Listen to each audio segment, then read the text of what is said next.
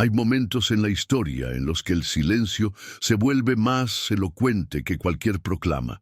Instantes en los que aquello que no se dice revela más verdad que 1000 documentos sellados con el sello imperial de Roma. Y uno de esos momentos es precisamente el que rodea al célebre censo de Augusto, ese evento que la tradición cristiana ha elevado a la categoría de piedra angular del relato návide. No como si el simple decreto de un emperador pudiera explicar por qué una familia judía habría abandonado su hogar para viajar cientos de kilómetros en condiciones que cualquier persona sensata consideraría absurdas, peligrosas, innecesarias. Baruch Spinoza, ese hijo de comerciantes sefardíes que Ámsterdam acogió y luego expulsó de su propia sinagoga, ese hombre que osó aplicar la razón donde otros veían solo misterio sagrado, hubiera observado este relato con la misma mirada escéptica con la que examinaba cualquier texto que pretendiera estar por encima del escrutinio humano, porque para Spinoza nada estaba fuera del alcance de la Ra, Etzon. Ningún dogma era tan sagrado que no pudiera ser cuestionado, ninguna narrativa tan bella que mereciera ser preservada a costa de la verdad. Y cuando miramos el relato del censo con esos ojos espinocianos, cuando nos atrevemos a preguntarnos no qué dice la tradición, sino qué dicen los hechos, cuando osamos aplicar el mismo rigor histórico que aplicaríamos a cualquier otro documento antiguo, sin el manto protector de lo sagrado, entonces comenzamos a ver grietas, inconsistencias, imposibilidades tan obvias que resulta asombroso que generaciones enteras de creyentes hayan pasado por alto estos detalles fundamentales, como si la fe tuviera el poder de cerrar los ojos de la razón. ¿Por qué la humanidad teme tanto a la verdad? Esta pregunta que Spinoza se hacía constantemente mientras escribía su tratado teológico-político en la soledad de su taller de pulidor de lentes, rodeado del polvo de vidrio que lentamente destruía sus pulmones mientras él meticulosamente destruía las certezas de su época. Esta pregunta resuena con particular intensidad cuando examinamos el relato del censo, porque aquí no estamos hablando de interpretaciones teológicas abstractas o debates sobre la naturaleza de la divinidad. Estamos hablando de hechos históricos verificables, de registros romanos que existen y que cualquiera puede consultar, de cronologías que no cuadran por más que intentemos forzarlas, de procedimientos administrativos que los romanos documentaban obsesivamente y que contradicen punto por punto la versión que nos ha legado a través de los evangelios. Los romanos eran muchas cosas: conquistadores brutales, esclavistas implacables, ingenieros brillantes, pero sobre todo eran burócratas meticulosos, obsesionados con los registros, con las listas, con los censos precisos, porque su imperio dependía de saber exactamente cuánta gente gobernaban, cuántos impuestos podían extraer, cuántos soldados podían reclutar. Y sin embargo, cuando buscamos evidencia de este supuesto censo universal ordenado por Augusto que habría obligado a José y María a viajar a Belén, cuando rastreamos los archivos romanos y las crónicas de la época, cuando comparamos fechas y procedimientos, encontramos no confirmación, sino contradicción, no evidencia, sino ausencia, no coincidencia, sino imposibilidad histórica. El primer fallo, el más obvio de todos, si nos detenemos a pensarlo, aunque sea por un momento sin el filtro de la reverencia tradicional, es la simple cuestión de la fecha, porque según el Evangelio de Mateo, Jesús nació durante el reinado de Herodes el Grande, ese rey vasallo de Roma que gobernó Judea con mano de hierro desde el año 37 hasta el 4 antes de la era común. Y sabemos con certeza, rica que Herodes murió en ese año 4 AS, porque su muerte está documentada no solo en los evangelios, sino en las detalladas crónicas de Josefo, ese historiador judío que escribió para una audiencia romana y que por tanto tenía acceso a registros oficiales y testimonios de primera mano. Pero Lucas, el evangelista que nos cuenta la historia del censo, nos dice que este censo ocurrió cuando Quirinio era gobernador de Siria.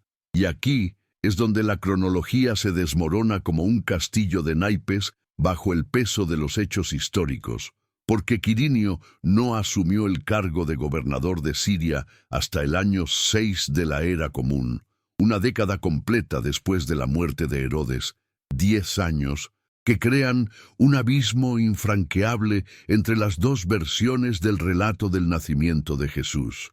¿Cómo puede Jesús haber nacido durante el reinado de Herodes y al mismo tiempo durante el censo de Quirinio, cuando estos dos eventos están separados por una década? ¿No será que estamos ante una contradicción tan fundamental que ninguna cantidad de exégesis creativa puede resolver? ¿Por qué insistimos en armonizar lo que claramente no armoniza en lugar de simplemente admitir que los evangelios, escritos décadas después de los eventos que describen, pueden contener errores históricos? Spinoza entendía que cuestionar un texto sagrado no equivale a negar su valor espiritual o moral, sino simplemente a reconocer su humanidad, su origen en mentes humanas que escribían con agendas humanas, con limitaciones humanas, con los sesgos y errores que caracterizan a todo esfuerzo humano por registrar el pasado. Cuando escribió que la escritura debe ser interpretada como cualquier otro libro de la naturaleza, usando las mismas herramientas críticas que aplicaríamos a Homero o a Virgilio, no estaba atacando la religión, sino defendiendo la integridad de la razón, argumentando que la verdadera reverencia hacia lo divino no puede construirse sobre la base de falsedades históricas o contradicciones lógicas que simplemente ignoramos porque nos resultan inconvenientes. Y en este caso, la inconveniencia es monumental, porque si el censo no ocurrió cuando Lucas dice que ocurrió, si Quirinio no era gobernador cuando Jesús nació, entonces todo el andamiaje narrativo que conecta el nacimiento en Belén con el cumplimiento de la profecía mesiánica se tambalea, porque la única razón por la que José y María estarían en Belén, en lugar de estar en su hogar de Nazaret, es precisamente este censo que históricamente no pudo haber ocurrido en ese momento. El segundo fallo emerge cuando examinamos no ya la fecha, sino el propósito mismo del censo, porque los romanos realizaban censos con objetivos muy específicos que cualquier historiador de la antigüedad conoce bien, y estos objetivos eran fundamentalmente fiscales y militares. Se trataba de contar cabezas para cobrar impuestos y de registrar hombres en edad militar para futuras levas, pero nunca, en ningún censo romano del que tengamos registro, se requería que las personas viajaran a sus lugares de origen ancestral para ser contadas. Piénsalo por un momento sin los lentes deformantes de la tradición. Imagina el caos administrativo y logístico que semejante política habría generado. Millones de personas en todo el Imperio Romano abandonando sus hogares, sus trabajos, sus campos, para viajar a lugares donde tal vez hacía siglos que sus familias no residían, solo para ser contadas y luego regresar. ¿Qué sentido tendría semejante empresa desde el punto de vista de un administrador romano cuyo trabajo era precisamente mantener el orden y la productividad de las provincias?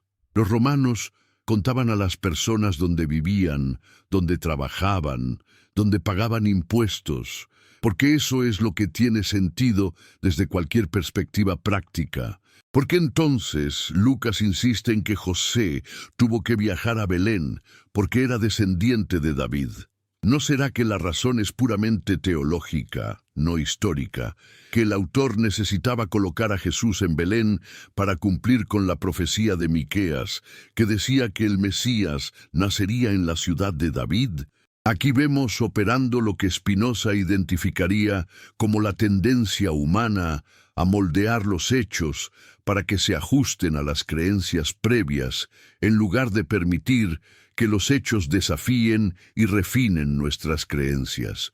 Y esto no es exclusivo del cristianismo primitivo, sino que es un patrón universal en la forma en que las comunidades religiosas construyen sus narrativas fundacionales, tomando un núcleo histórico real, en este caso, el nacimiento de un predicador judío llamado Jesús en algún lugar de Galilea durante las primeras décadas del primer siglo, y luego añadiendo capas de significado teológico que gradualmente transforman la historia en mito, el evento en símbolo, la persona en arquetipo.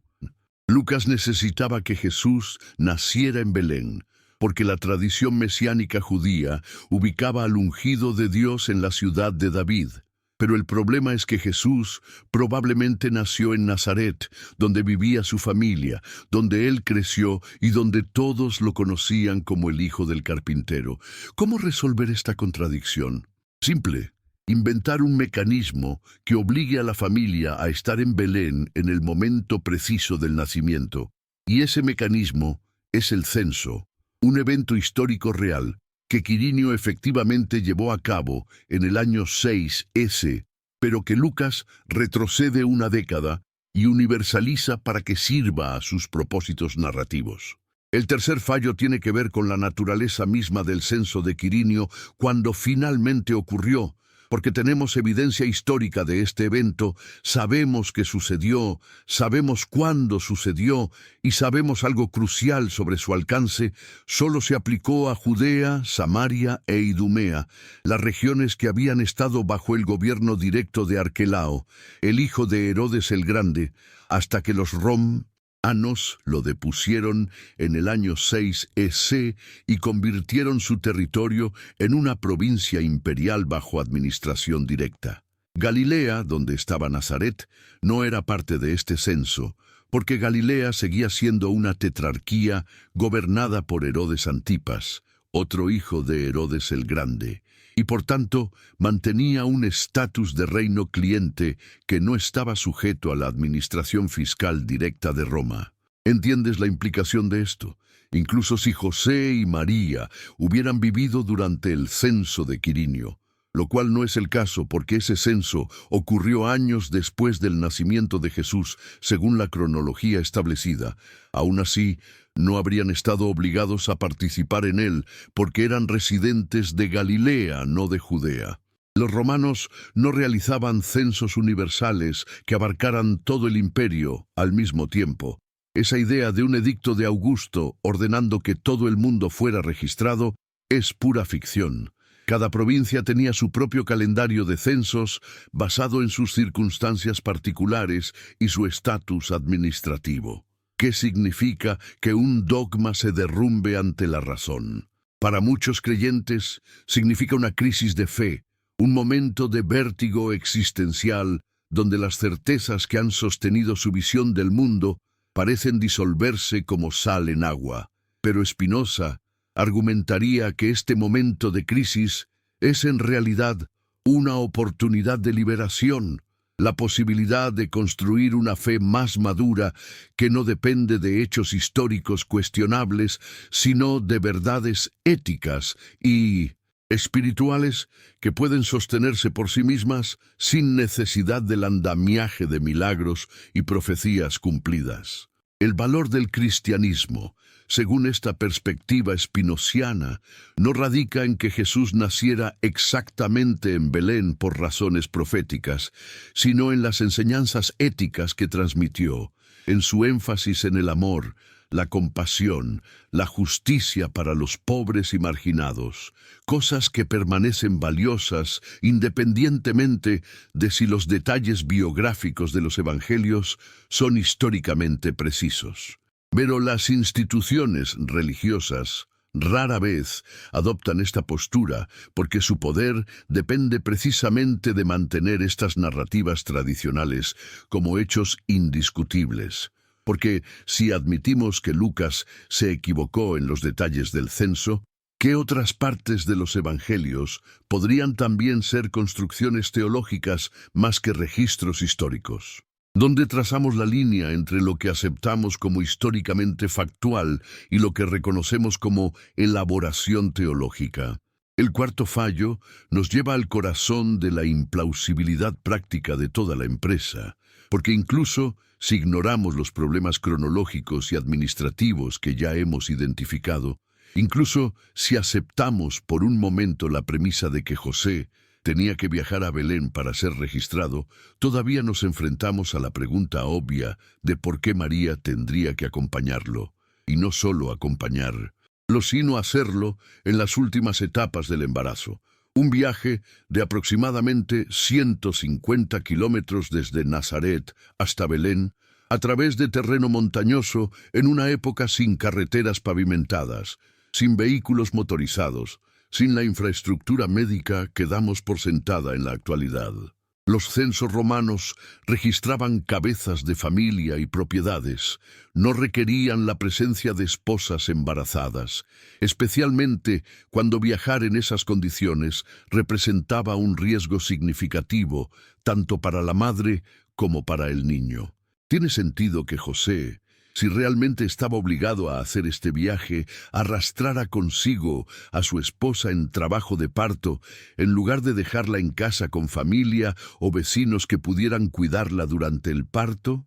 ¿No es mucho más probable que esta parte de la historia sea una elaboración narrativa diseñada para explicar por qué Jesús nació específicamente en Belén, en lugar de en Nazaret? Spinoza nos enseñó a desconfiar de las explicaciones que requieren multiplicar milagros y coincidencias cuando explicaciones más simples y naturales están disponibles. Su famosa frase de que la naturaleza no viola sus propias leyes puede extenderse al análisis histórico, donde debemos preferir explicaciones que no requieran asumir comportamientos irracionales o eventos improbables sin evidencia sólida que los respalde. Y aquí, la explicación más simple y que requiere menos supuestos extraordinarios es que Jesús nació en Nazaret, donde vivía su familia, como era de esperarse, pero que los evangelistas posteriores, escribiendo décadas después y con agendas teológicas específicas, necesitaban ubicar su nacimiento en Belén para conectarlo con las expectativas mesiánicas judías, y por tanto construyeron narrativas que explicaran cómo alguien conocido como Jesús de Nazaret pudo haber nacido en Belén.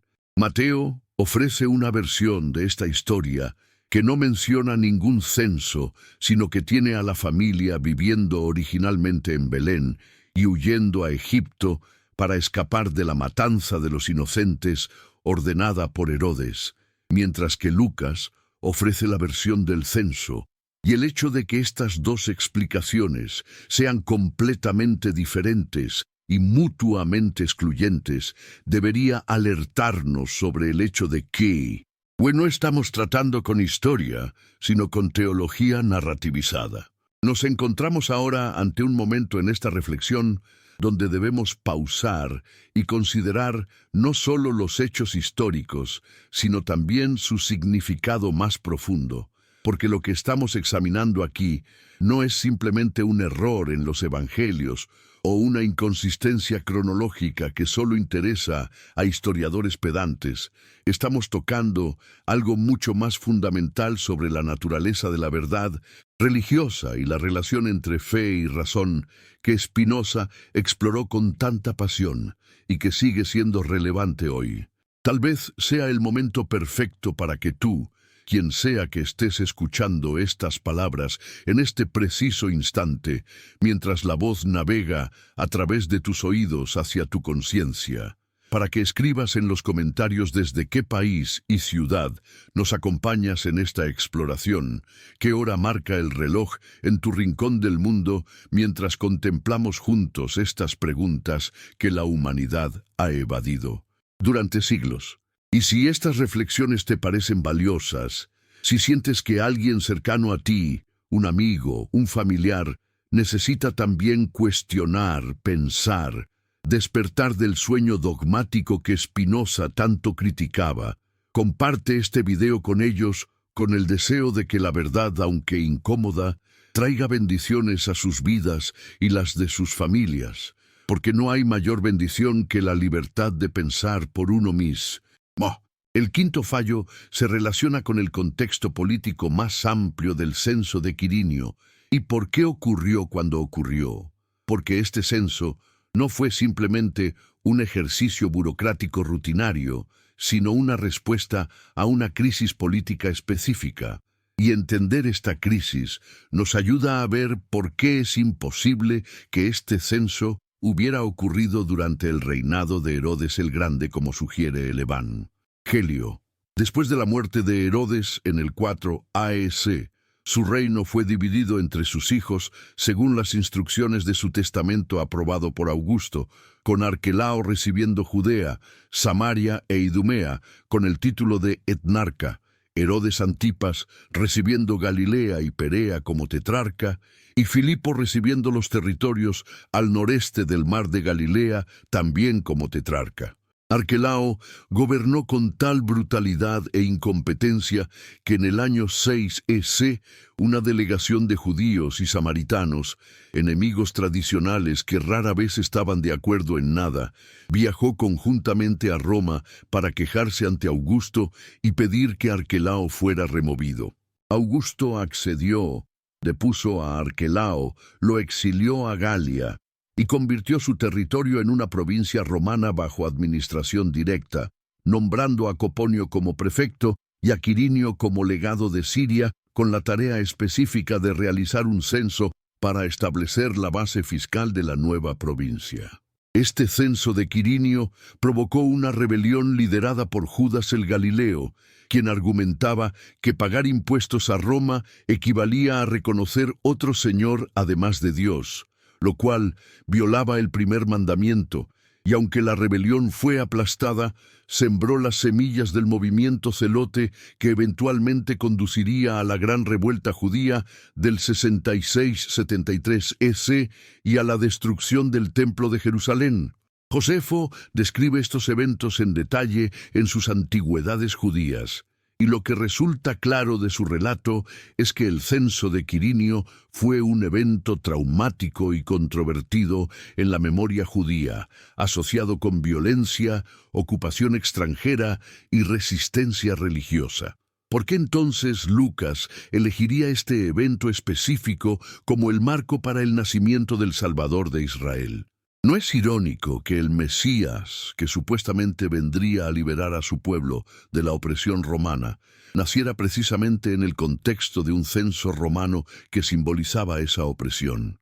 Algunos eruditos han argumentado que Lucas está haciendo precisamente este punto teológico, que está contrastando el reino de César con el reino de Dios, mostrando que mientras Roma cuenta cabezas para extraer impuestos, Dios envía a su Hijo para ofrecer salvación.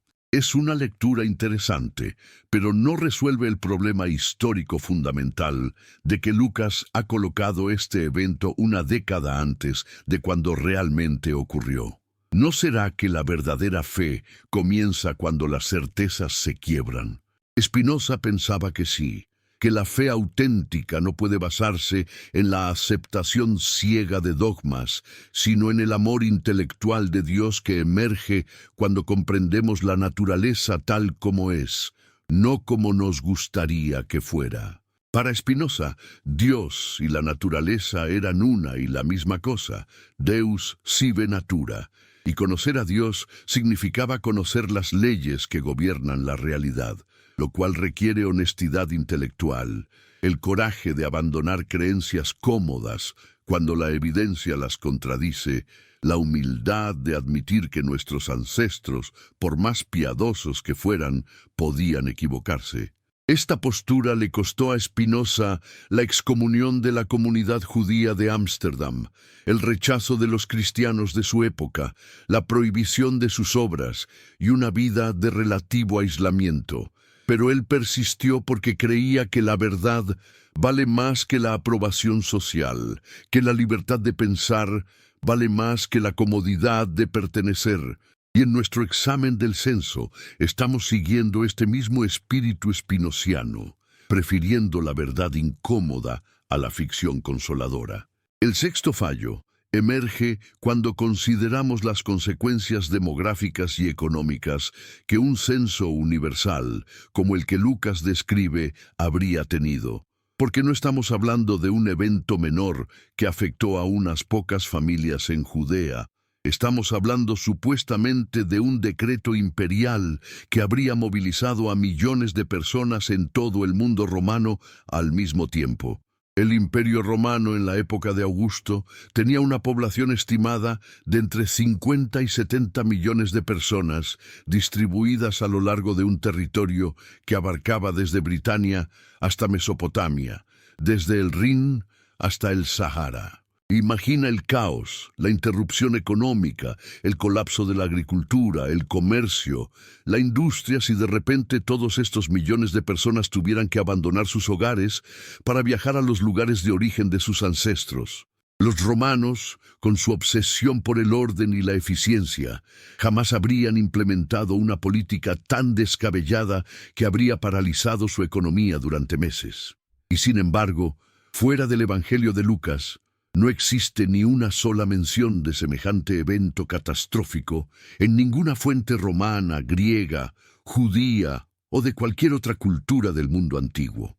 Esto es particularmente significativo porque los historiadores romanos de la época, hombres como Tito Livio, Estrabón, Nicolás de Damasco, escribían extensamente sobre los eventos de su tiempo, y un censo imperial universal del tipo que Lucas describe habría sido imposible de ignorar. Habría sido uno de los eventos más significativos del reinado de Augusto, comparable en impacto a sus reformas militares o a la Pax Romana que estableció. Augusto mismo escribió sus Res Gestae Divi Augusti, un documento autobiográfico que detalla sus logros y que sobrevive en varias copias inscritas en monumentos a lo largo del antiguo imperio. Y en este texto, Augusto menciona 3 censos que realizó en Italia en los años 28 AEC, 8 AEC y 14 EC, pero no menciona ningún censo universal que abarcara todas las provincias del imperio, mucho menos uno que requiriera que las personas viajaran a sus lugares de origen ancestral. ¿Por qué este silencio ensordecedor si el evento realmente ocurrió como Lucas describe? La explicación más parsimoniosa es que no ocurrió, que Lucas ha tomado el censo local de Quirinio, en Judea, en el año 6 EC, lo ha proyectado hacia atrás en el tiempo, lo ha universalizado para abarcar todo el imperio, y lo ha usado como dispositivo narrativo para colocar a Jesús en Belén en el momento de su nacimiento. El séptimo fallo tiene que ver con la mecánica específica de cómo los censos romanos realmente funcionaban. Basado en la evidencia documental que tenemos de otros censos en otras partes del imperio, porque resulta que los romanos eran tan meticulosos con sus registros que han sobrevivido papiros de Egipto que documentan censos realizados allí durante el período imperial. Y estos documentos nos muestran exactamente qué información se recopilaba y cómo se recopilaba. Un censo romano típico registraba el nombre del cabeza de familia, su edad, su ocupación, los miembros de su hogar, incluyendo esposa, hijos, esclavos, y sus propiedades, incluyendo tierras, animales, edificios. El proceso ocurría en el lugar de residencia de la persona, con funcionarios locales visitando cada casa o con los ciudadanos yendo a oficinas locales para declarar su información. No había ningún requisito de viajar a lugares ancestrales, y de hecho, esto habría sido contraproducente, porque el punto del censo era establecer quién vivía dónde en ese momento, para propósitos de tributación y conscripción, no rastrear genealogías o linajes familiares que eran irrelevantes para los administradores romanos. Los judíos tenían su propia obsesión con las genealogías por razones religiosas, conectadas a cuestiones de pureza sacerdotal y legitimidad mesiánica, pero estas eran preocupaciones judías, no romanas. Los romanos no se interesaban en si alguien descendía de David o de cualquier otro antepasado ilustre, a menos que esa persona fuera de la aristocracia romana misma, y ciertamente no habrían estructurado un censo imperial alrededor de estas sensibilidades genealógicas judías. ¿No es mucho más probable que Lucas, escribiendo para una audiencia judeo-cristiana que sí se preocupaba por estas cuestiones genealógicas, haya proyectado estas preocupaciones sobre el procedimiento del censo romano, creando una versión del evento que tiene más sentido desde una perspectiva teológica judía que desde una perspectiva administrativa romana? El censo se convierte así en un mecanismo narrativo que le permite a Lucas lograr dos cosas simultáneamente: explicar por qué Jesús nació en Belén, cumpliendo así la profecía, y establecer su linaje davídico a través de José, quien debe viajar a Belén precisamente porque desciende de David. ¿Por qué la Iglesia teme más a las dudas que a las herejías? Esta es una pregunta que Spinoza exploró extensamente en su Tratado Teológico Político, donde argumentaba que las instituciones religiosas tienden a ver cualquier cuestionamiento de sus doctrinas como una amenaza a su autoridad, y por tanto desarrollan mecanismos elaborados para suprimir la investigación crítica y mantener a los creyentes en un estado de obediencia intelectual.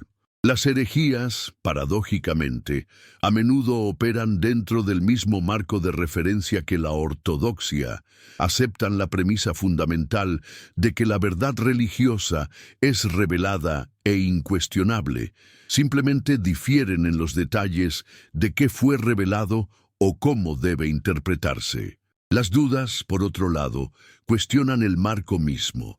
Plantean la posibilidad de que quizás la revelación no ocurrió como se afirma, de que los textos sagrados son productos humanos sujetos a error y revisión, de que la razón humana no solo puede sino debe examinar todas las afirmaciones, incluyendo las religiosas.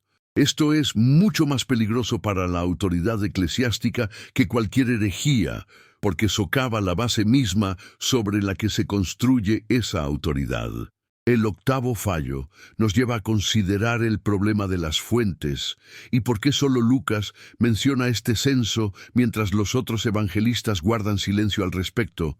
Porque si el censo de Augusto fue realmente un evento tan significativo que obligó a millones de personas a viajar, incluyendo a la familia de Jesús, ¿por qué Marcos, el evangelio más antiguo, no lo menciona en absoluto? ¿Por qué Mateo, quien sí incluye una narrativa de la infancia de Jesús, ofrece una versión completamente diferente del nacimiento en Belén, que no involucra ningún censo, sino la huida a Egipto? ¿Por qué Juan, escribiendo después de Lucas, ignora completamente estas historias de nacimiento y comienza su evangelio con el logos preexistente?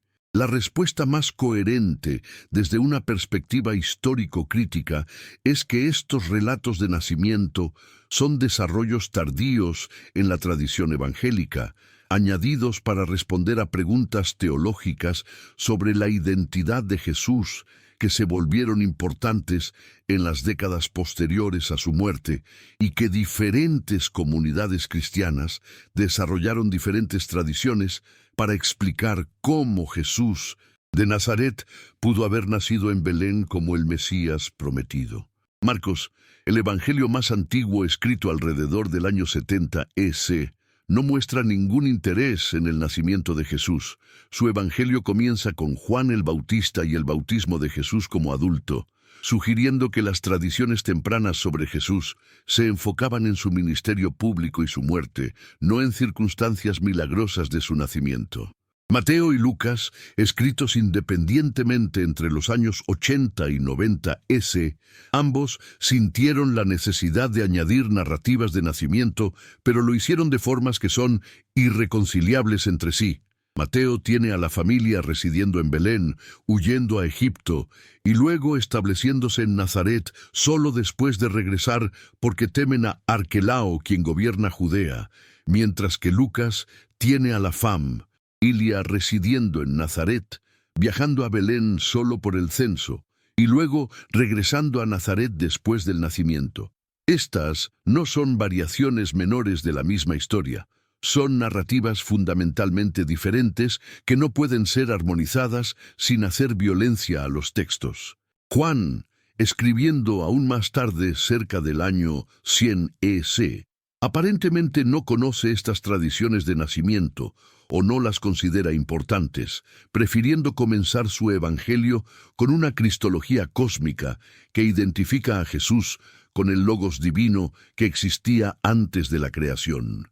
El noveno, y quizás más fundamental de todos los fallos, es el silencio de todas las fuentes no cristianas sobre el evento.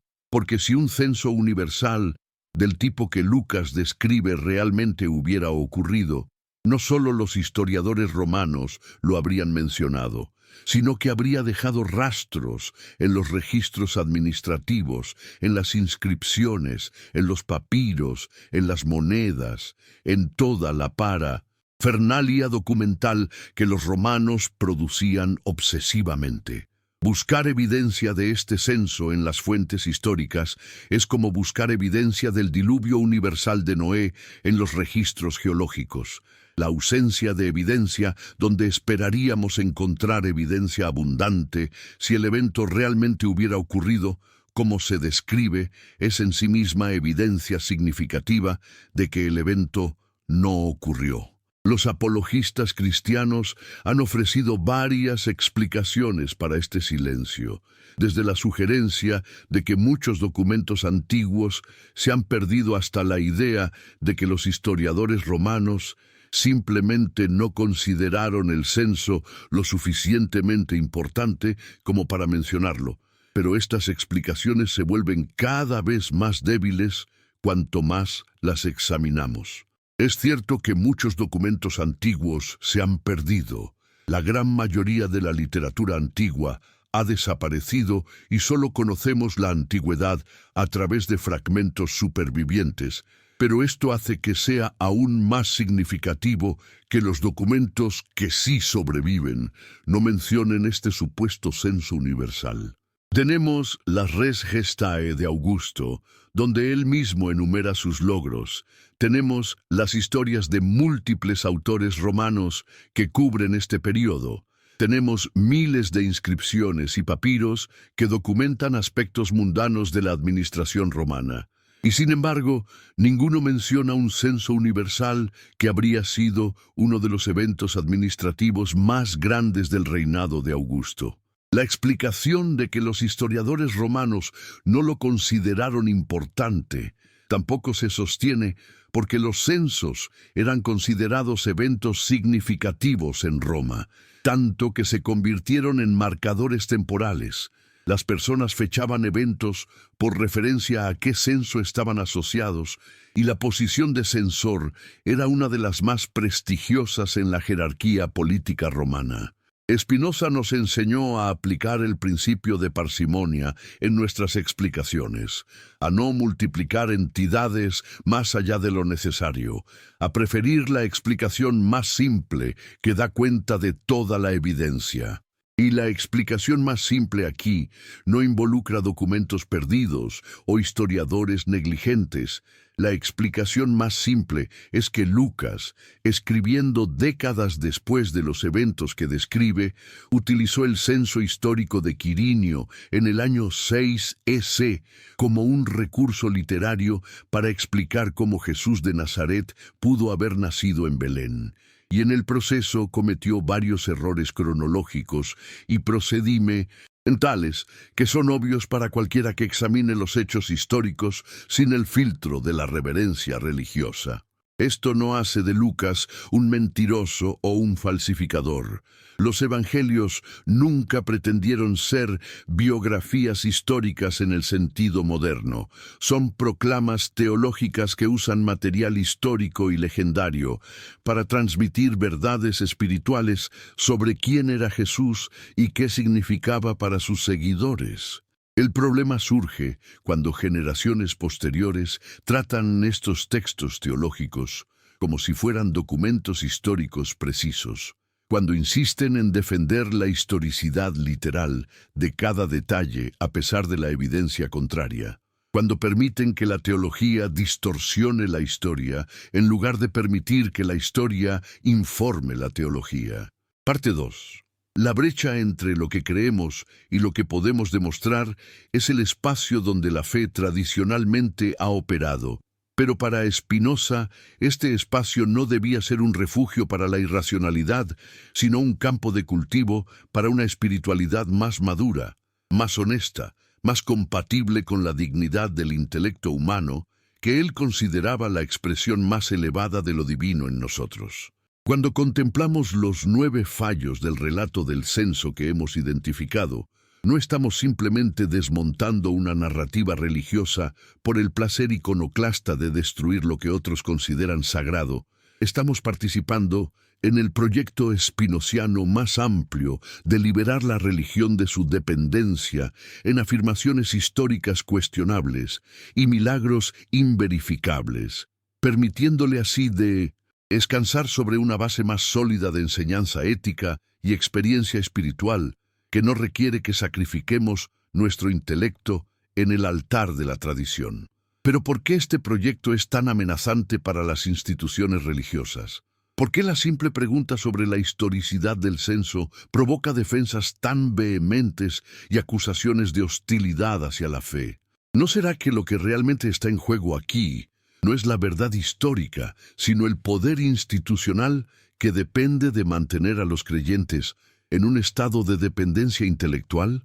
Para entender la profundidad de esta cuestión, necesitamos retroceder y considerar cómo el cristianismo primitivo construyó su identidad en relación con el judaísmo del que emergió, porque el relato del nacimiento en Belén no es simplemente un detalle biográfico, sino una afirmación teológica crucial que conecta a Jesús con las expectativas mesiánicas judías de maneras específicas y estratégicas. El profeta Miqueas, escribiendo en el siglo VIII antes de la era común, había declarado que de Belén Efrata, a pesar de ser pequeña entre los clanes de Judá, saldría un gobernante sobre Israel cuyo origen es desde los tiempos antiguos, desde la eternidad. Y esta profecía fue interpretada en el judaísmo posterior como una referencia al Mesías que restauraría el reino de David. Para los primeros cristianos que intentaban convencer a otros judíos de que Jesús era este Mesías prometido, era crucial establecer que él había nacido en Belén, no en Nazaret, una ciudad insignificante en Galilea que nunca se menciona en las escrituras hebreas y que no tenía ninguna conexión con las tradiciones mesiánicas. El problema es que Jesús era conocido universalmente como Jesús de Nazaret. Todos sabían que había crecido allí, su familia vivía allí, y había buenas razones para pensar que también había nacido allí. Mateo resolvió este problema de una manera.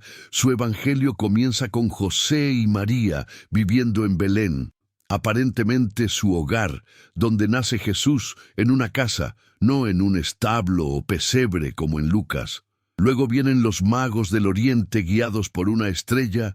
El rey Herodes se alarma al escuchar sobre un rival potencial y ordena la matanza de todos los niños menores de 2 años en Belén.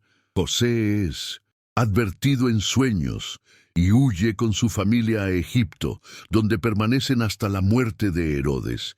Y cuando finalmente regresan, José tiene miedo de establecerse en Judea, porque Arquelao gobierna allí. Así que se va a Galilea y se establece en una ciudad llamada Nazaret, cumpliendo así, según Mateo, una profecía de que el Mesías sería llamado Nazareno.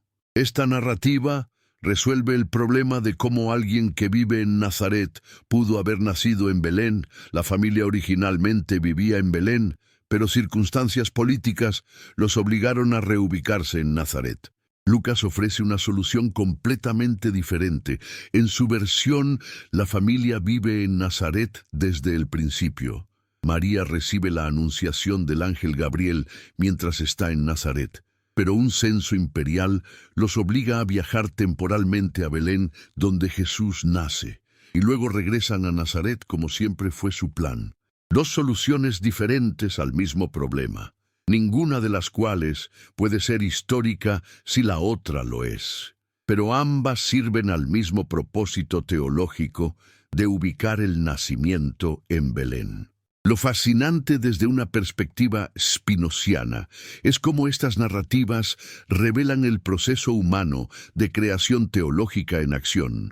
Podemos ver a los evangelistas trabajando creativamente con el material que tenían, intentando reconciliar el hecho incómodo de que Jesús era de Nazaret con la necesidad teológica de que hubiera nacido en Belén y produciendo soluciones narrativas ingeniosas pero mutuamente incompatibles.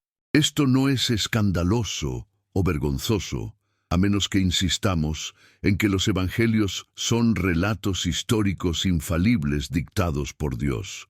Pero si los entendemos como lo que realmente son, documentos teológicos escritos por humanos devotos que intentaban dar sentido a su experiencia de Jesús y comunicar su significado a otros, entonces estas discrepancias e invenciones narrativas son exactamente lo que esperaríamos encontrar. Los evangelios no son historia disfrazada de teología, son teología utilizando historia, leyenda y creatividad narrativa para transmitir verdades espirituales. Y Spinoza argumentaría que reconocer esto no disminuye su valor, sino que nos permite apreciarlos apropiadamente por lo que son en lugar de malinterpretarlos como lo que no son. El conflicto entre fe y razón que Spinoza exploró tan profundamente no es en realidad un conflicto entre la creencia en Dios y la aceptación de la ciencia. Es un conflicto entre dos formas de relacionarse con la verdad. Una que subordina la investigación racional a las afirmaciones de autoridad religiosa y tradición, y otra que insiste en que ninguna afirmación, sin importar cuán sagrada, está más allá del escrutinio racional. Los teólogos medievales desarrollaron la doctrina de la doble verdad, la idea de que algo podía ser verdadero en teología, incluso si era falso en filosofía, o viceversa. Pero Spinoza rechazaba esta solución como una evasión cobarde. Para él, la verdad era una. Y si la teología y la razón llegaban a conclusiones contradictorias, era la teología la que debía ser revisada, porque la razón, cuando se aplica correctamente siguiendo métodos rigurosos, no puede engañarnos, mientras que la tradición religiosa está llena de errores acumulados a lo largo de generaciones. Esta postura le valió acusaciones de ateísmo, aunque Spinoza nunca negó la existencia de Dios. Simplemente rechazaba las concepciones antropomórficas de Dios que dominaban tanto el judaísmo como el cristianismo de su época. Concepciones de un Dios que interviene milagrosamente en el mundo, que tiene emociones humanas como ira y celos, que favorece a un pueblo sobre otros, que se ofende con la curiosidad intelectual humana. ¿Qué significa que un dogma se derrumbe ante la razón? Para la institución eclesiástica significa una crisis de autoridad, porque si los creyentes pueden cuestionar la historicidad del censo, ¿qué más podrían cuestionar? El nacimiento virginal, los milagros, la resurrección. ¿Dónde se detiene el cuestionamiento una vez que comienza?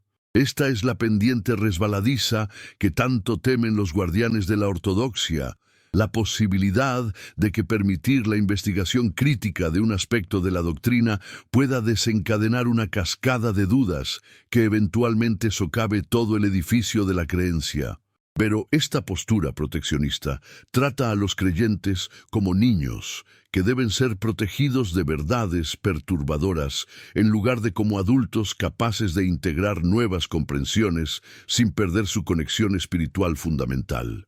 Spinoza tenía más fe en la capacidad humana para el crecimiento espiritual e intelectual de la que tenían muchos líderes religiosos de su época o de la nuestra. Él creía que las personas podían abandonar creencias insostenibles sin abandonar su orientación básica hacia lo divino, que de hecho este proceso de depuración intelectual era esencial para alcanzar una comprensión más profunda y genuina de Dios. El proyecto spinoziano de someter la Escritura al mismo tipo de análisis crítico que aplicaríamos a cualquier otro texto antiguo fue revolucionario en su época y sigue siendo controvertido hoy porque desafía la premisa fundamental de que estos textos son cualitativamente diferentes de otros textos que fueron producidos mediante un proceso de inspiración divina que los protege del error humano. Pero cuando realmente examinamos los evangelios sin este supuesto protector, cuando los tratamos como documentos históricos producidos en contextos históricos específicos por autores con agendas teológicas específicas, encontramos exactamente el tipo de inconsistencias, errores, desarrollos y contradicciones que encontraríamos en cualquier otro corpus de literatura antigua. Los evangelios no concuerdan sobre los detalles del nacimiento de Jesús porque fueron escritos independientemente por diferentes autores en diferentes momentos, para diferentes audiencias, cada uno construyendo su narrativa basándose en diferentes tradiciones y con diferentes prioridades teológicas. Marcos no sentía la necesidad de incluir una narrativa de nacimiento en absoluto. Mateo necesitaba conectar a Jesús con Moisés y el éxodo de Egipto, por lo que construyó su narrativa alrededor de la huida a Egipto.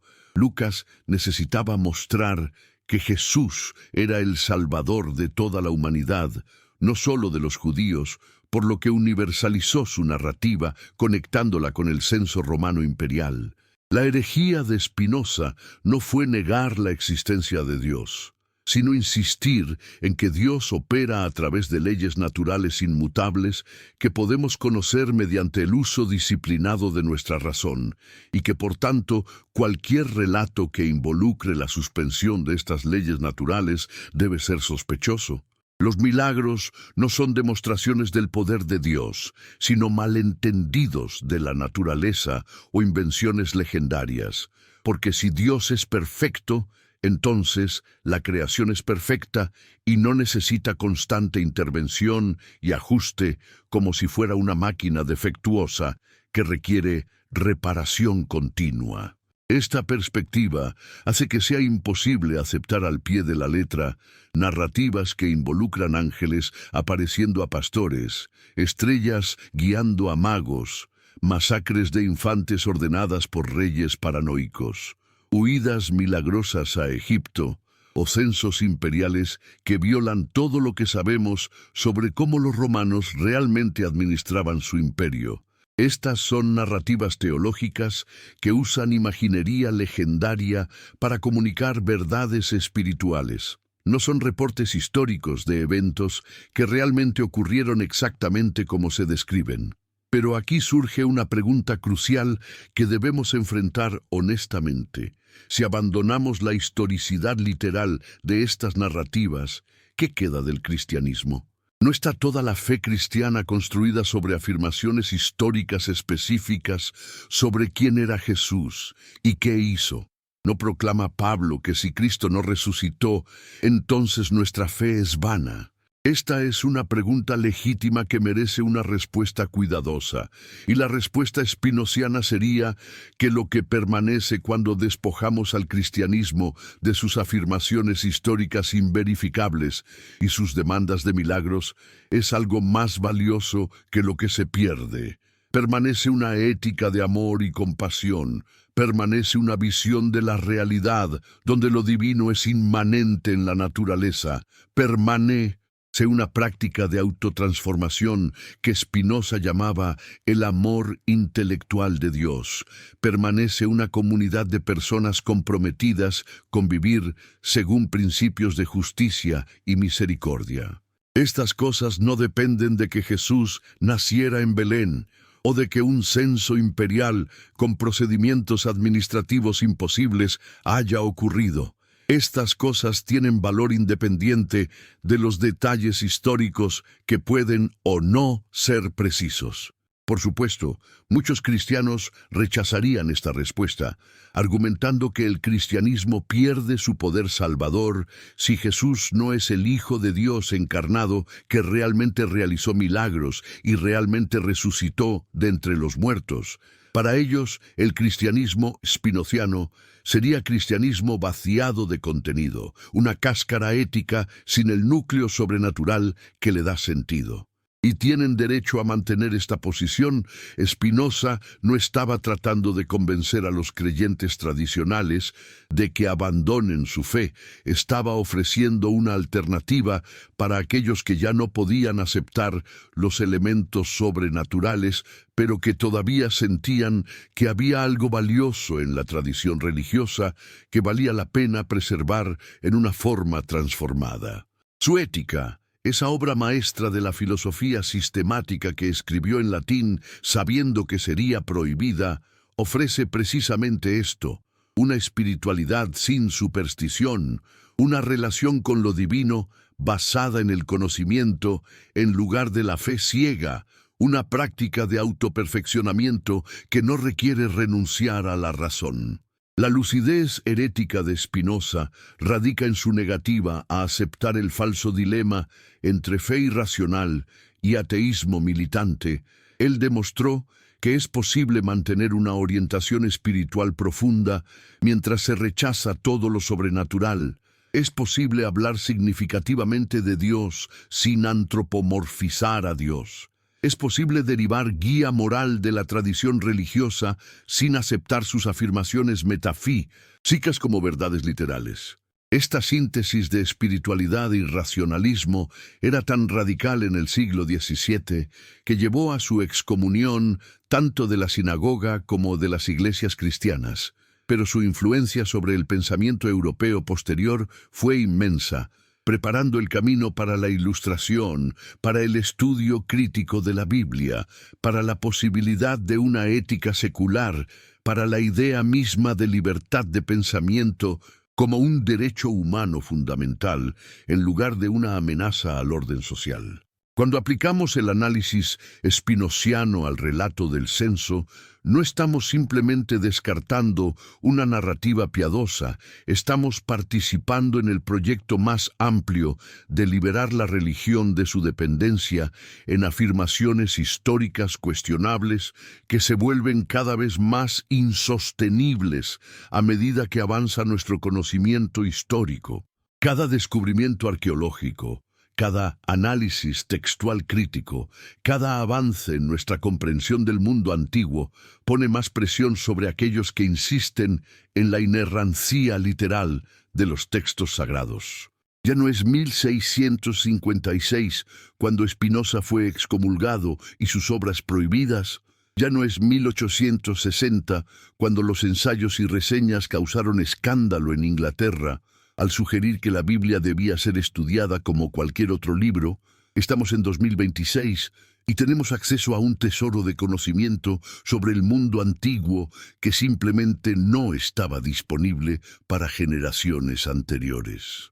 Tenemos papiros egipcios que documentan cómo los romanos realmente realizaban censos. Tenemos inscripciones que nos dicen exactamente cuándo Quirinio fue gobernador de Siria. Tenemos las obras de Josefo que detallan los eventos políticos de Judea en las primeras décadas de la era común. Tenemos las propias palabras de Augusto describiendo sus logros, incluyendo sus censos en Italia. Toda esta evidencia apunta en la misma dirección. El censo descrito por Lucas no pudo haber ocurrido como él describe. ¿Por qué la Iglesia teme más a las dudas que a las herejías? Porque las herejías pueden ser combatidas con contraargumentos teológicos, con concilios, con excomuniones, con la reafirmación de la ortodoxia correcta. Pero las dudas no son afirmaciones que puedan ser refutadas, son preguntas que persisten, que se multiplican, que socavan la confianza en la autoridad eclesiástica de maneras que ninguna condena formal puede detener. Cuando un creyente comienza a dudar de la historicidad del censo, o del nacimiento virginal, o de los milagros, no está necesariamente abrazando una herejía alternativa que la Iglesia pueda combatir con sus armas teológicas tradicionales, está simplemente ejerciendo su capacidad racional para evaluar afirmaciones. Está aplicando los mismos estándares de evidencia que aplica a cualquier otra afirma. Acción sobre el pasado. Y esta es una postura mucho más peligrosa para la autoridad institucional que cualquier herejía formal, porque no puede ser contenida mediante la definición más precisa de la doctrina correcta. Spinoza entendió esto profundamente. Por eso dedicó tanto del tratado teológico-político a argumentar que la libertad de filosofar, la libertad de pensar y expresar pensamientos no solo es compatible con la paz del Estado y la piedad religiosa, sino que de hecho es esencial para ambas. Reprimir las dudas no las elimina, simplemente las empuja bajo tierra donde fermentan y eventualmente explotan de formas más destructivas. Mientras parte 2, continuación, que permitir la libre expresión del escepticismo permite que estas preguntas sean discutidas abiertamente, examinadas racionalmente y eventualmente resueltas de maneras que fortalecen en lugar de debilitar la comunidad.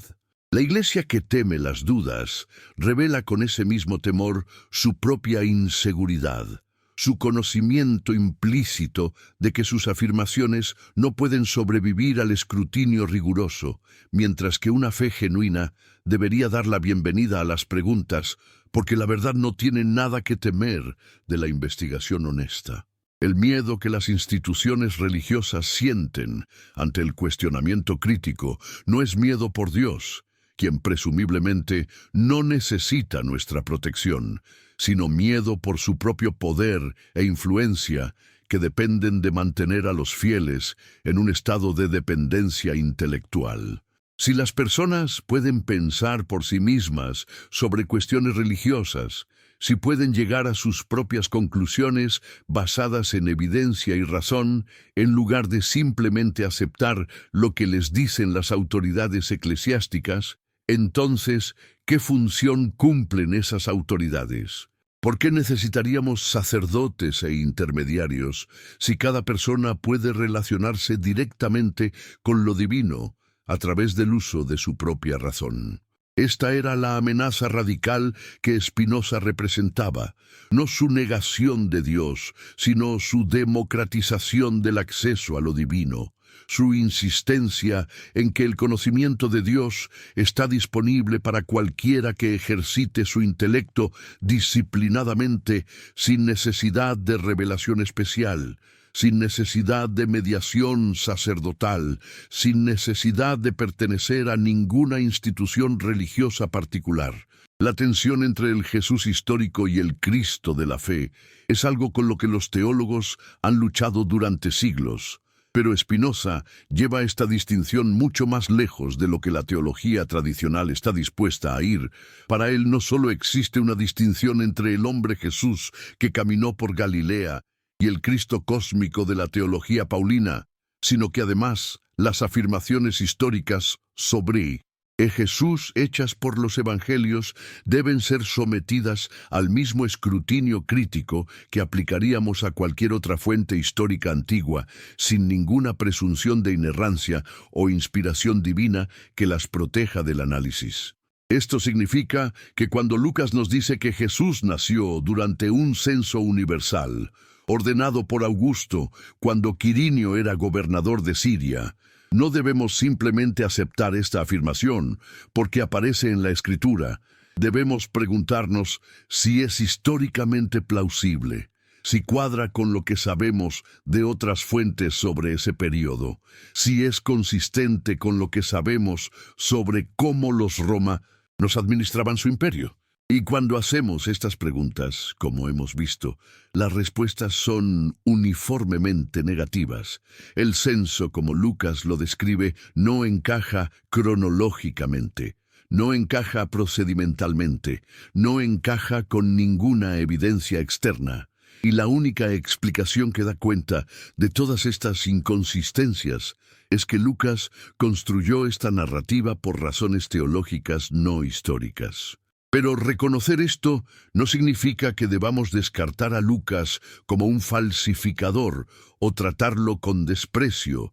Significa simplemente que debemos leerlo apropiadamente como lo que es, un teólogo que usa material narrativo para transmitir verdades espirituales, no un historiador moderno tratando de documentar eventos con precisión factual.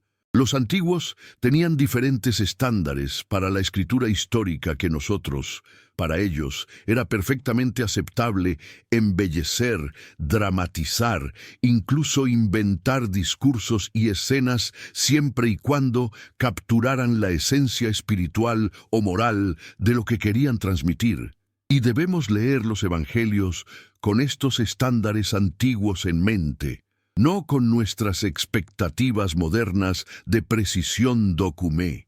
En tal, el problema surge cuando generaciones posteriores, distanciadas del contexto original de producción de estos textos, comienzan a tratarlos como si fueran reportes de testigos oculares de eventos históricos verificables, cuando construyen sistemas teológicos elaborados basados en la premisa de que cada detalle de los evangelios es históricamente preciso porque fueron inspirados por Dios. Esta es la trampa que Spinoza nos ayuda a evitar, al insistir en que debemos distinguir entre el núcleo ético permanente de la enseñanza religiosa y los vehículos narrativos temporales a través de los cuales ese núcleo fue transmitido.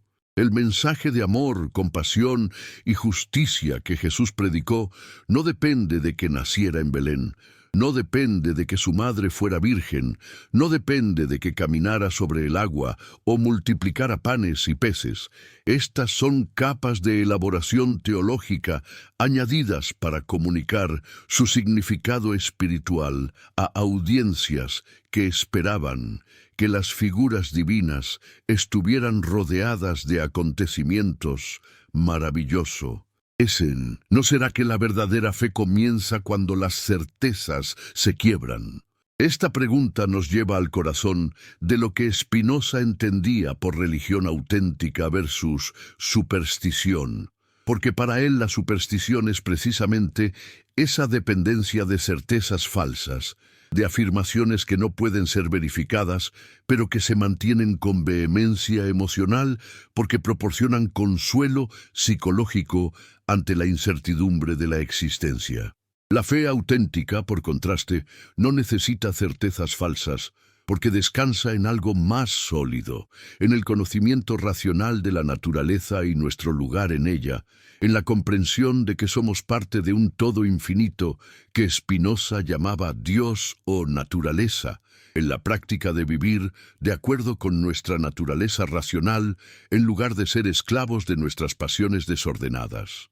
Esta fe spinoziana no ofrece el consuelo fácil de saber que un Dios personal se preocupa por ti individualmente y responderá tus oraciones, pero ofrece algo más profundo, la paz que viene de comprender tu lugar en el orden eterno de las cosas, de actuar desde la razón, en lugar de ser movido por miedos y esperanzas irracionales. La figura de Jesús en el pensamiento spinoziano ocupa un lugar interesante y a menudo malinterpretado, porque aunque Spinoza rechaza todas las afirmaciones sobrenaturales hechas sobre Jesús, reconoce su importancia como maestro ético, cuyas enseñanzas sobre el amor y la justicia representan un avance significativo en la evolución moral de la humanidad.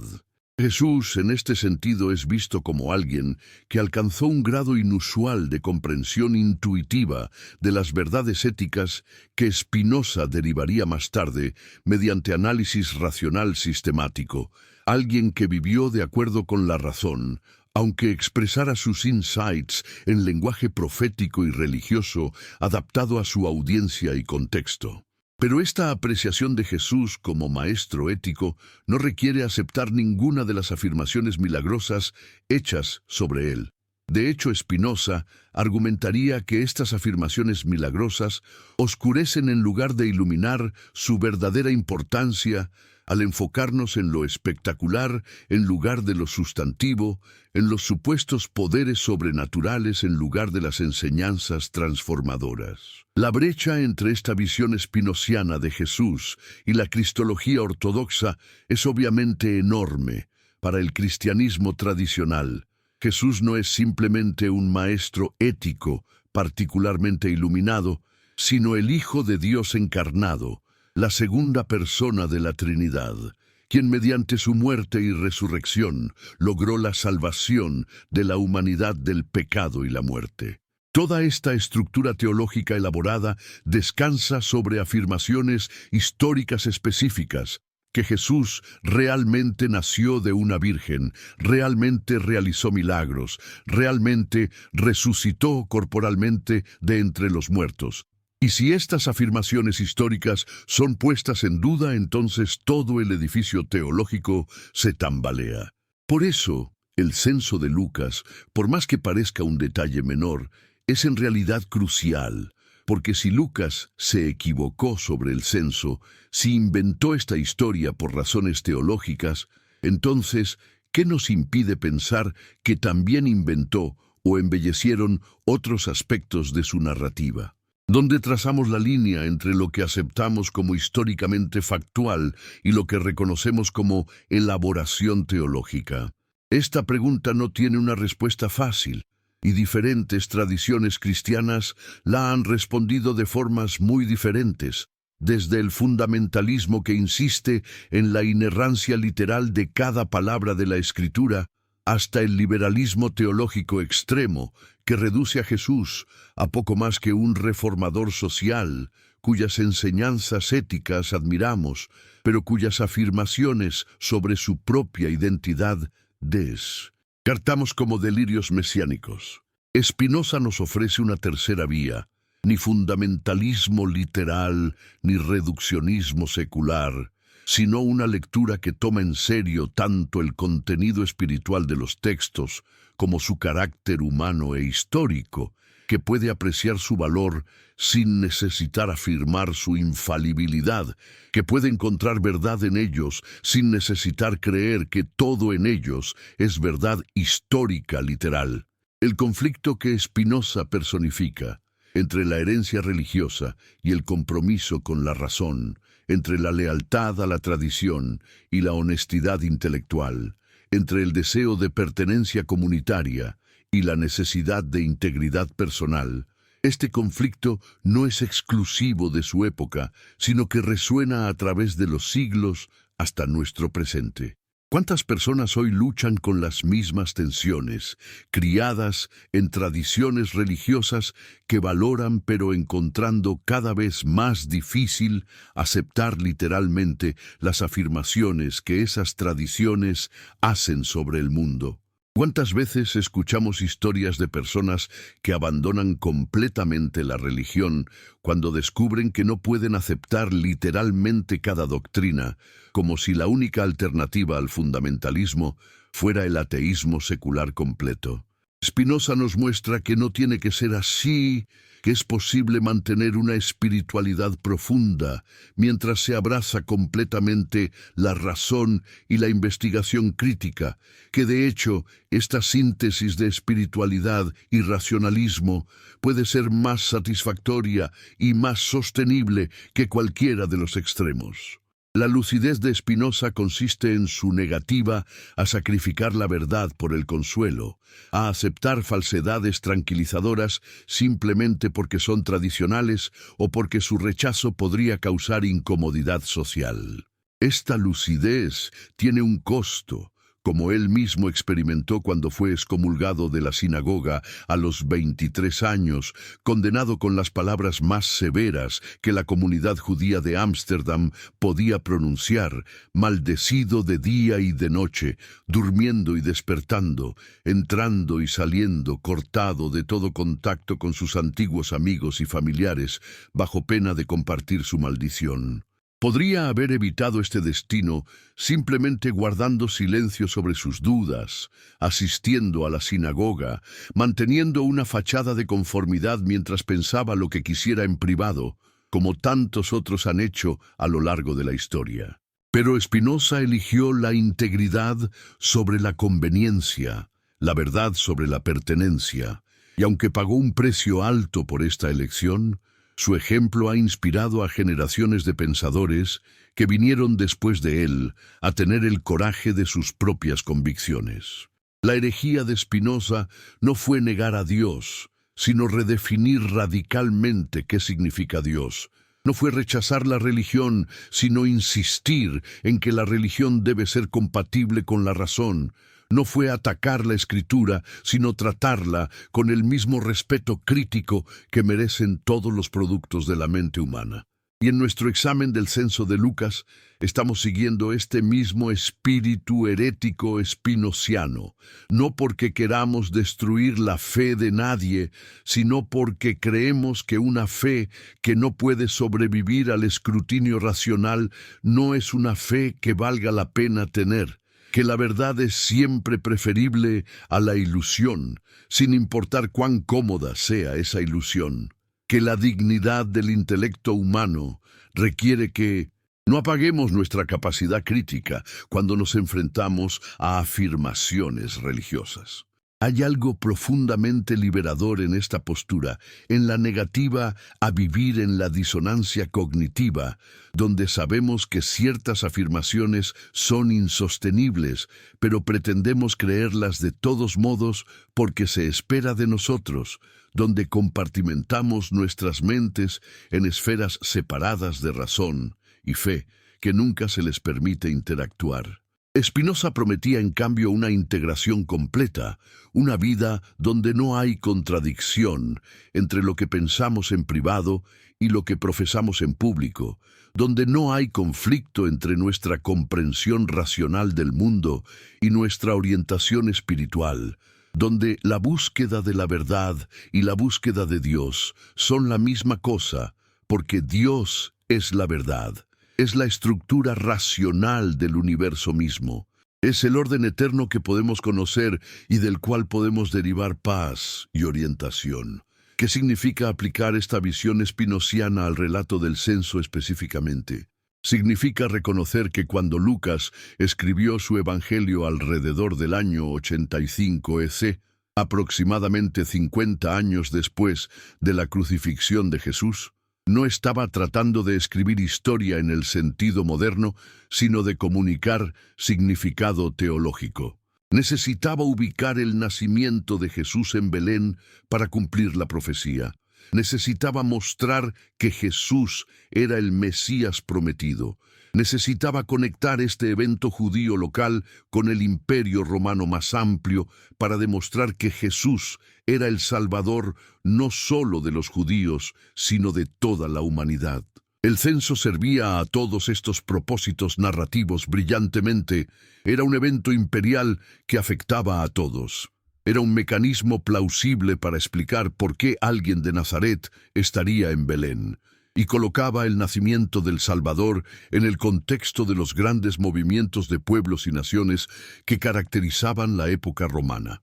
Que los detalles históricos específicos del censo no cuadren, que Quirinio no fuera gobernador en el momento correcto, que los procedimientos descritos no coincidan con cómo los romanos realmente hacían censos, todo esto habría sido irrelevante para Lucas, cuyo propósito era teológico, no historiográfico. El problema no es que Lucas haya escrito de esta manera.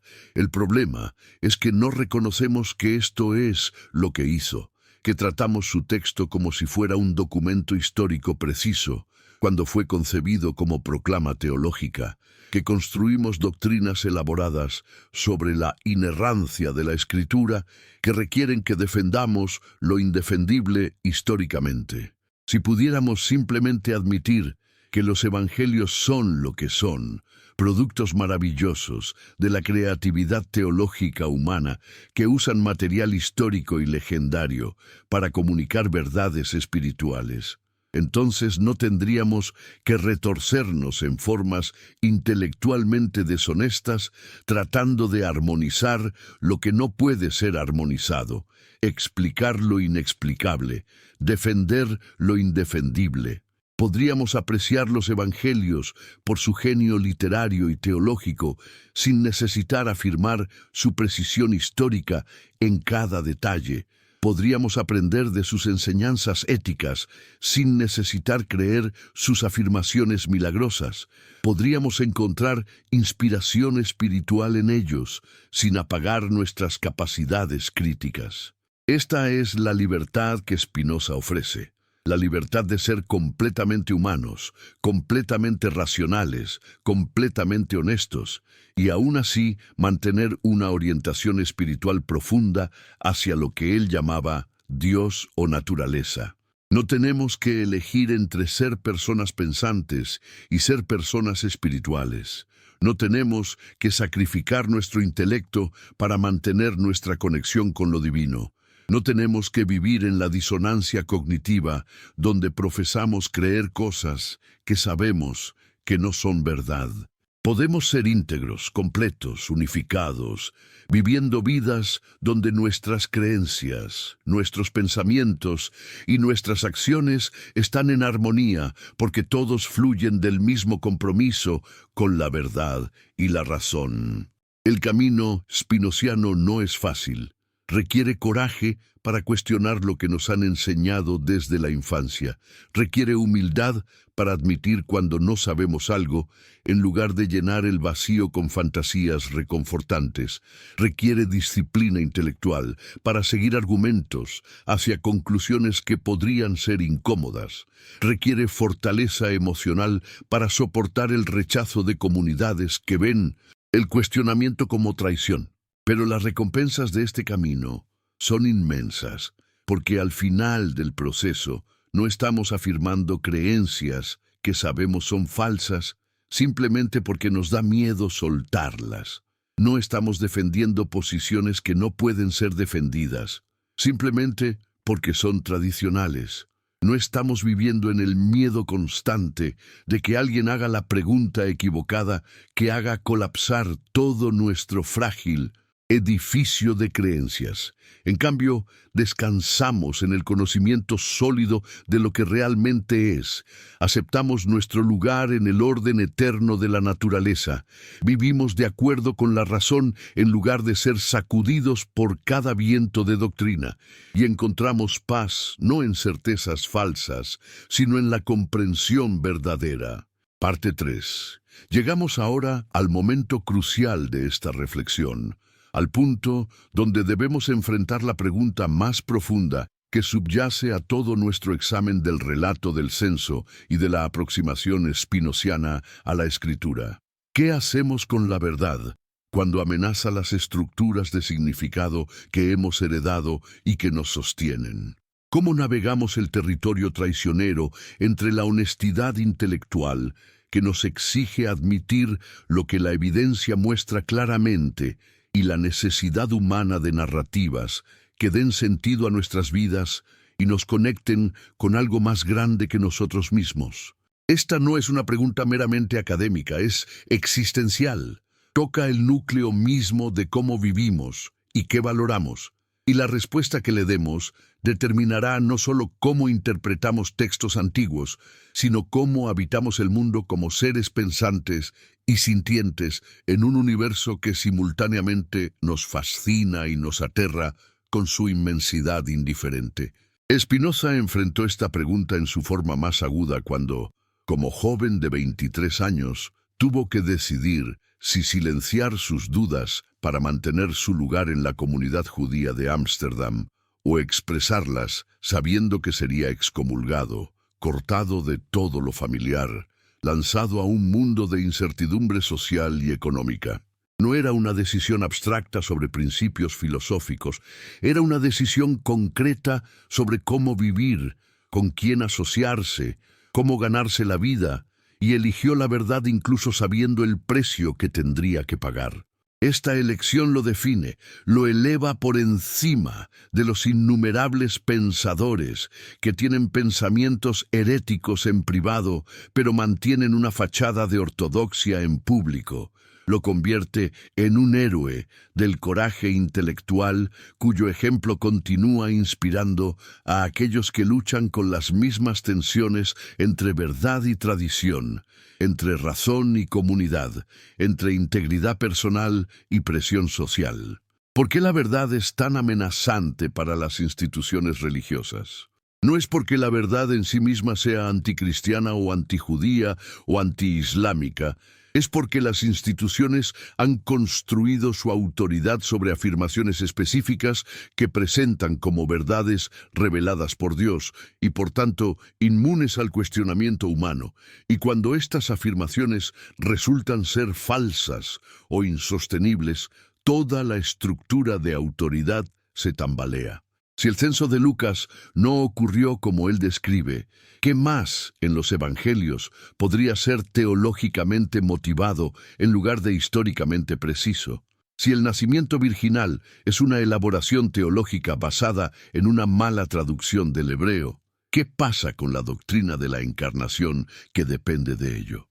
Si los milagros son leyendas que crecieron alrededor de la figura histórica de Jesús, en lugar de eventos que realmente ocurrieron, ¿qué significa decir que Jesús es divino? Cada admisión de error histórico abre la puerta a más preguntas, más dudas, más cuestionamiento, y eventualmente el edificio completo de la fe ortodoxa podría colapsar, dejando solo ruinas de lo que alguna vez pareció sólido e inquebrantable.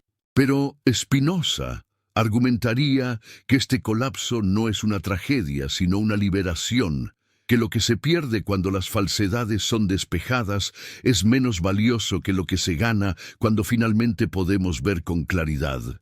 Las instituciones religiosas han actuado durante siglos, como si su trabajo fuera proteger a los creyentes de verdades perturbadoras, manteniéndolos en un estado de inocencia infantil, donde simplemente aceptan lo que se les dice sin cuestionar, sin examinar, sin pensar críticamente. Esta actitud paternalista trata a las personas como si fueran incapaces de manejar la complejidad y la ambigüedad, como si necesitaran certezas simples, incluso si esas certezas son falsas. Pero los seres humanos son capaces de mucho más que esto. Somos capaces de vivir con incertidumbre, de abrazar la complejidad, de encontrar significado sin necesidad de que cada pregunta tenga una respuesta clara. Y es insultante que las instituciones religiosas nos subestimen tan gravemente. La figura de Spinoza como hereje lúcido nos desafía a todos a preguntarnos dónde estamos en el espectro entre la conformidad ciega y el coraje de pensar por nosotros mismos. ¿Cuántas verdades incómodas estamos suprimiendo porque es más fácil no enfrentarlas? ¿Cuántas creencias estamos aferrando no porque tengamos buenas razones para pensar que son verdaderas, sino porque soltarlas sería demasiado perturbador? La vida examinada que Sócrates defendía, la vida donde cuestionamos constantemente nuestras propias asunciones y estamos dispuestos a seguir el argumento hacia donde nos lleve, incluso si nos lleva a lugares incómodos. Esta es la vida que Spinoza ejemplifica y que su filosofía nos invita a vivir. No es una vida fácil, requiere valentía constante, requiere estar dispuesto a estar solo cuando sea necesario. Requiere soportar la desaprobación de aquellos que prefieren la comodidad de las certezas falsas a la incomodidad de las verdades genuinas. Cuando miramos el relato del censo con esta perspectiva spinoziana, cuando lo vemos como un ejemplo específico del patrón más amplio de cómo las narrativas religiosas son construidas para servir propósitos teológicos sin preocupación particular por la precisión histórica, no estamos simplemente demoliendo un mito piadoso, estamos participando en el proyecto más amplio de maduración espiritual intelectual que Spinoza veía como esencial para el florecimiento humano. El niño acepta las historias que sus padres le cuentan sin cuestionarlas, pero el adulto debe aprender a distinguir entre diferentes tipos de verdad, a apreciar el valor de las narrativas míticas sin tratarlas como reportes factuales, a encontrar significado en símbolos sin necesitar creer que los símbolos son realidades literales.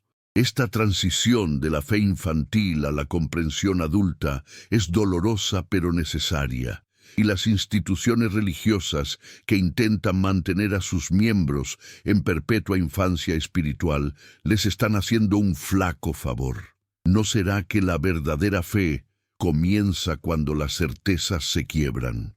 Esta pregunta que hemos planteado varias veces a lo largo de esta reflexión alcanza ahora su resonancia más profunda, porque lo que Spinoza nos está diciendo es que sí, que absolutamente la fe auténtica solo puede comenzar cuando abandonamos las pseudo-certezas de la superstición y el dogma y nos abrimos a un tipo diferente de conocimiento basado en la razón y la experiencia directa.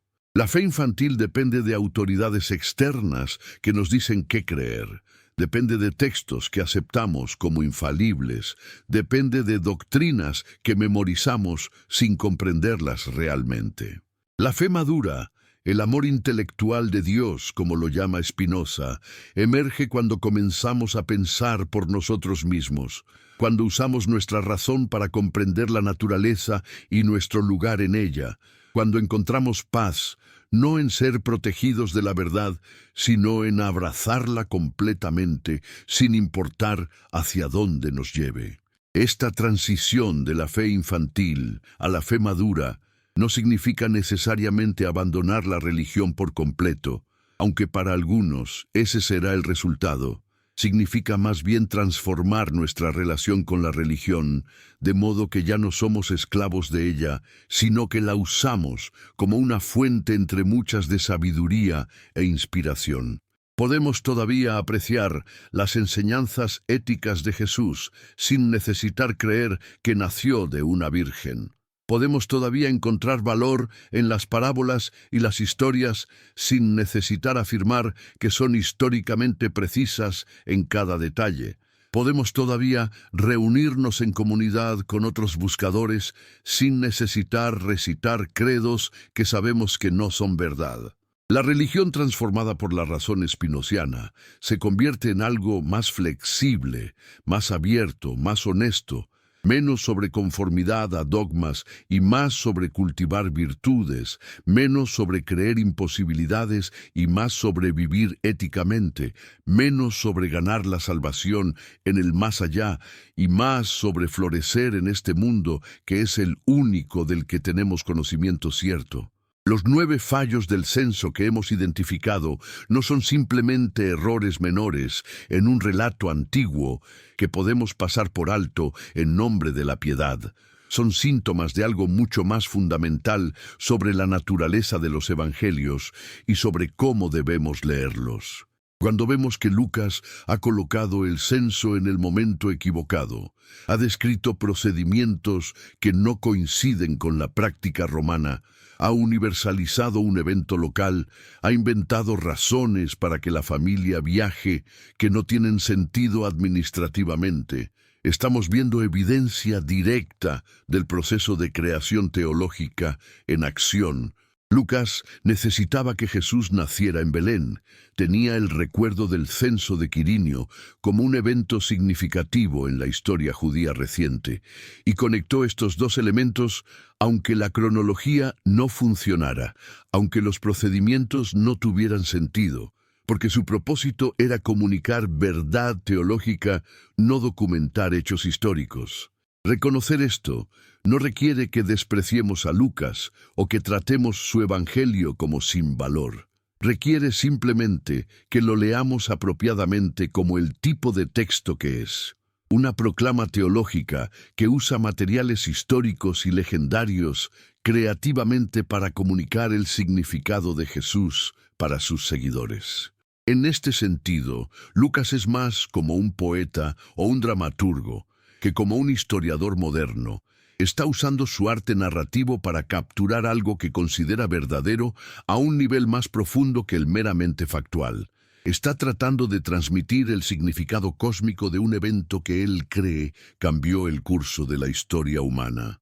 Podemos apreciar su genio creativo sin necesitar afirmar que cada detalle de su narrativa es históricamente preciso.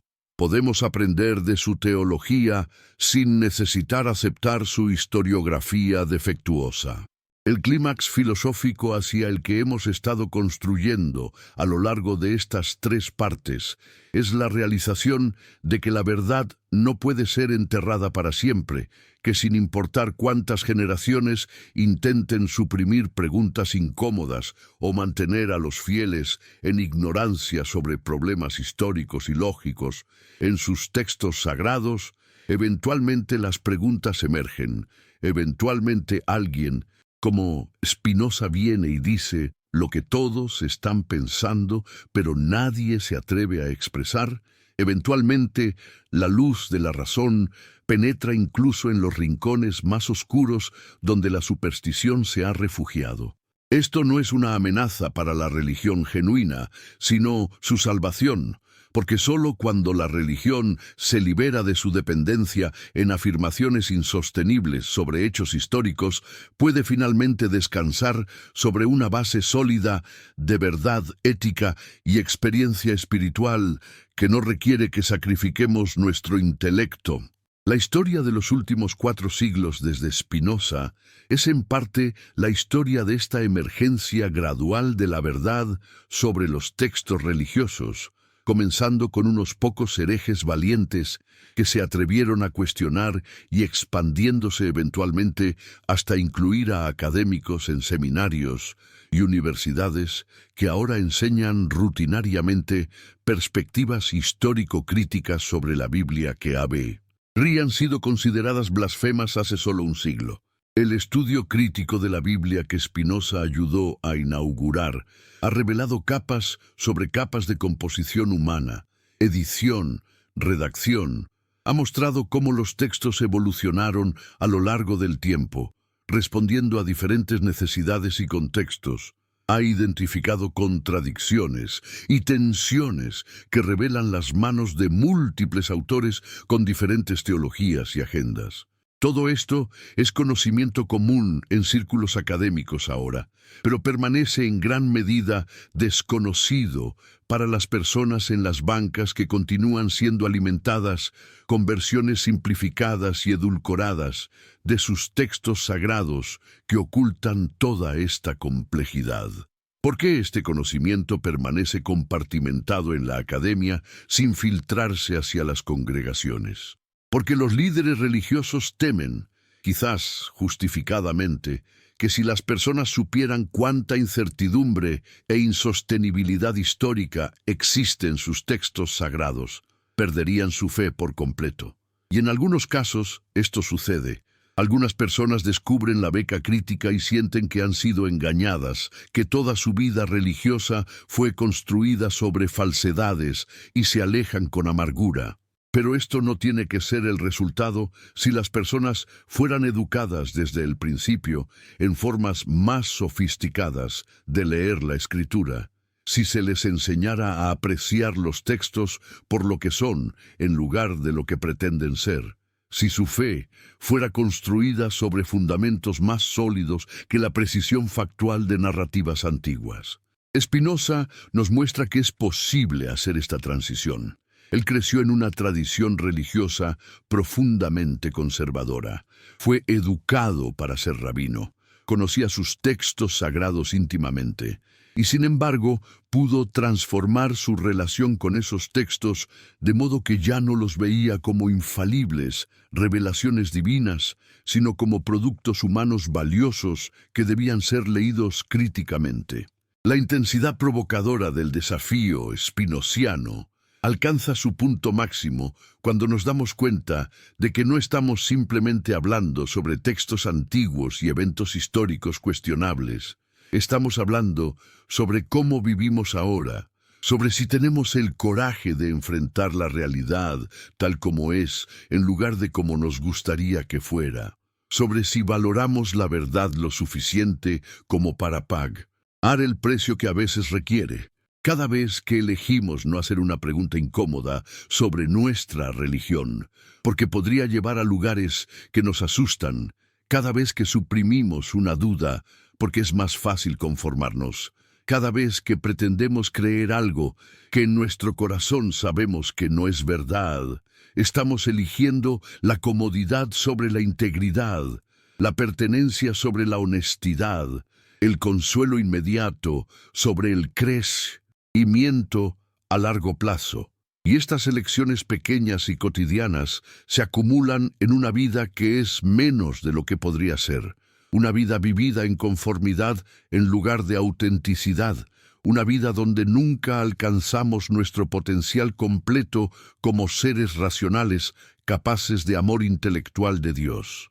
Spinoza pagó un precio alto por su integridad, pero ganó algo invaluable a cambio, ganó su libertad, la libertad de pensar lo que quisiera sin miedo a la desaprobación eclesiástica, la libertad de seguir argumentos hacia donde lo llevaran sin estar limitado por dogmas, la libertad de vivir de acuerdo con la razón en lugar de ser movido por miedos supersticiosos.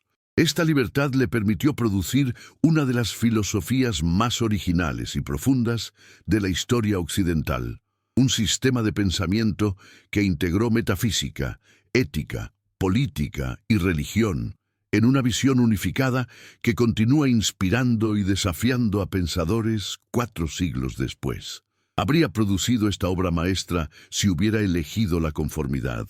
Probablemente no, probablemente habría vivido una vida respetable como miembro de la comunidad judía de Ámsterdam. Tal vez habría sido un rabino competente o un comerciante exitoso, pero el mundo habría perdido la ética, habría perdido el tratado teológico político, habría perdido uno de sus ejemplos más brillantes de lo que significa vivir con integridad intelectual completa. La pregunta que debemos hacernos ahora, al final de esta larga reflexión sobre el censo y sobre Spinoza y sobre la relación entre verdad y tradición, es ¿qué vamos a hacer con lo que hemos aprendido? Podemos simplemente archivar esta información en algún rincón de nuestras mentes, reconocer que sí, el censo de Lucas presenta problemas históricos serios, pero continuar viviendo como si nada hubiera cambiado, asistir a servicios donde se lee el relato de la Natividad de Lucas como si fuera un reportaje histórico preciso, asentir cuando se afirma la inerrancia de la Escritura, mantener esa disonancia cognitiva que caracteriza a tantas personas religiosas modernas que conocen mejor, pero no se atreven a actuar según ese conocimiento.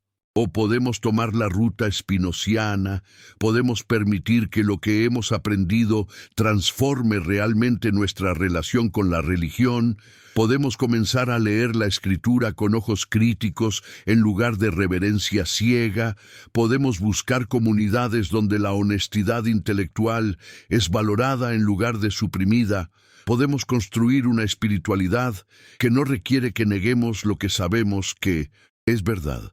Esta segunda ruta es más difícil, pero más recompensadora, porque al final del proceso no estamos fingiendo, no estamos jugando juegos, no estamos viviendo en compartimentos donde nuestra vida religiosa no tiene contacto con nuestra vida intelectual. En cambio, estamos viviendo íntegramente como personas completas, cuyas creencias, pensamientos y acciones están en armonía porque todos fluyen del mismo compromiso profundo con la verdad. Esta integridad es lo que Spinoza ejemplifica y lo que su filosofía nos invita a lograr. No es fácil, no es cómoda, no siempre es socialmente recompensada, pero es la única forma de vida que respeta completamente nuestra dignidad como seres racionales creados, según Spinoza, como parte de la sustancia divina misma. El mensaje final que emerge de nuestro examen extenso del censo y de la aproximación spinociana a la Escritura es uno de esperanza paradójica, esperanza de que al abandonar certezas falsas podemos encontrar algo más sólido en qué descansar, que al renunciar a afirmaciones insostenibles sobre milagros e intervenciones sobrenaturales, podemos descubrir lo divino en la naturaleza misma y en las leyes es que la gobiernan, que al dejar ir la necesidad de que cada narrativa bíblica sea históricamente precisa, podemos finalmente apreciar su verdad espiritual y ética sin distracción. La verdad no puede ser enterrada para siempre, porque la mente humana está diseñada para buscar la verdad. Es nuestra naturaleza más profunda, es lo que Spinoza identifica como nuestra participación en lo divino, y ninguna cantidad de presión institucional puede suprimir permanentemente este impulso hacia la comprensión genuina. Vivimos en un tiempo notable en la historia humana, donde más personas que nunca tienen acceso a educación, a información, a las herramientas de análisis crítico que les permiten examinar sus propias tradiciones desde el exterior, además de desde el interior. Este acceso crea tanto oportunidades como crisis, oportunidades para crecimiento espiritual e intelectual sin precedentes, crisis para instituciones religiosas tradicionales que dependían de mantener a sus miembros en relativo aislamiento de perspectivas alternativas. El resultado es que vemos simultáneamente un florecimiento de formas nuevas y creativas de espiritualidad que integran conocimiento moderno con sabiduría antigua. Y también vemos una reacción fundamentalista que intenta defender la ortodoxia tradicional mediante rechazo cada vez más estridente de toda crítica. Spinoza nos muestra un tercer camino entre estos extremos. Ni abandono de la tradición religiosa, ni defensa irracional de sus elementos insostenibles, sino transformación creativa que preserva lo valioso, mientras descarta lo que no puede sobrevivir al escrutinio honesto. Que este mensaje llegue a todos aquellos que están listos para escucharlo, a todos los que sienten la tensión entre lo que les han enseñado y lo que pueden honestamente afirmar, a todos los que buscan una espiritualidad compatible con la honestidad intelectual, a todos los que se niegan a elegir entre ser personas pensantes y personas de fe porque insisten en ser ambas. El camino de Spinoza no ofrece respuestas fáciles o consuelos baratos, pero ofrece algo más precioso, la posibilidad de integridad completa, de vivir sin contradicción interna, de ser completamente humanos con todas nuestras capacidades para razón y emoción, pensamiento y sentimiento, análisis crítico y experiencia espiritual profunda. Esta es la libertad que la verdad ofrece, no la libertad de hacer lo que queramos sin consecuencias, sino la libertad de vivir de acuerdo con nuestra naturaleza más profunda como seres racionales que participan en lo divino, precisamente a través de nuestra capacidad para conocer y comprender. Y esta libertad, aunque costosa, es la única libertad que vale la pena tener, porque es la única que no puede ser quitada por ningún poder externo una vez que ha sido alcanzada.